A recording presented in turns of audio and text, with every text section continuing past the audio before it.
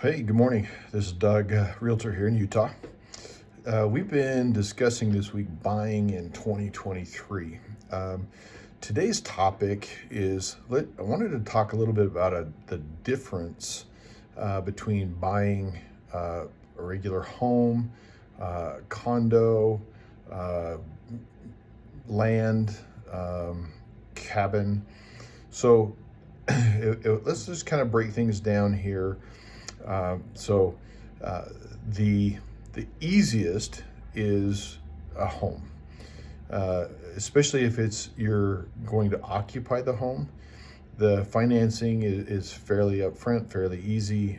There's all kinds of things for first-time home buyers as far as you can do what they call a rural loan or a USDA loan, which covers the southern part of Utah County, south of Spanish Fork, and those are designed to give you some extra incentive to kind of spread the population out is why they do it.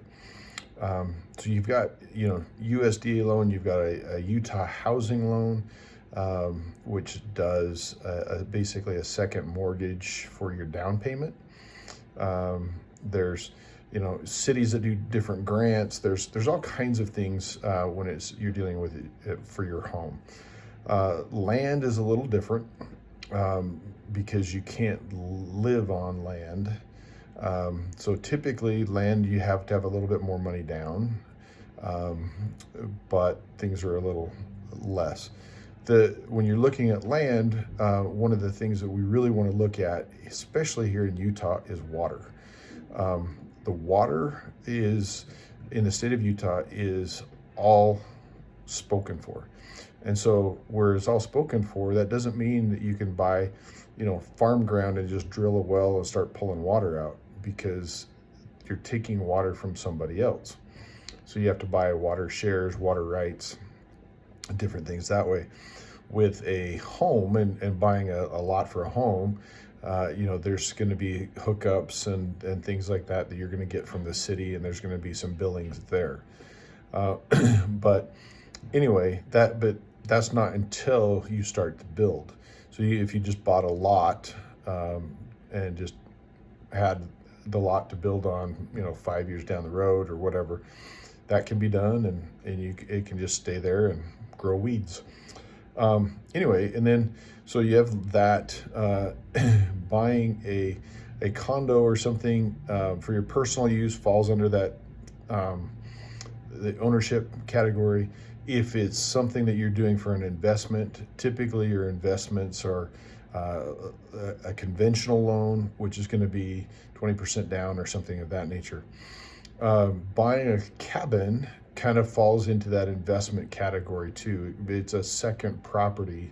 It's not your primary residence, and so it's going to be a secondary, which means typically, again, it's a conventional loan, so a little bit more money down. But the other thing with cabins, again, here, especially here in Utah, that you want to watch for is water. There's some great cabin sites down in like the Skyline Resort and the Aspen Creek area down in Sanpete County.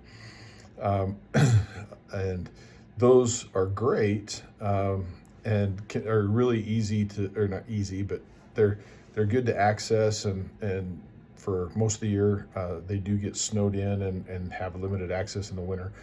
But the big issue there is that they don't have water.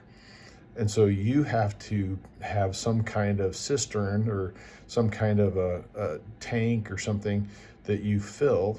And so like the Skyline Resort, they have a water tank that they haul up there toward the top where the cabins are, so that you can go over and haul your own water and fill your own tanks up. And then vice versa, when it's time for winter to come, you've got to drain them out.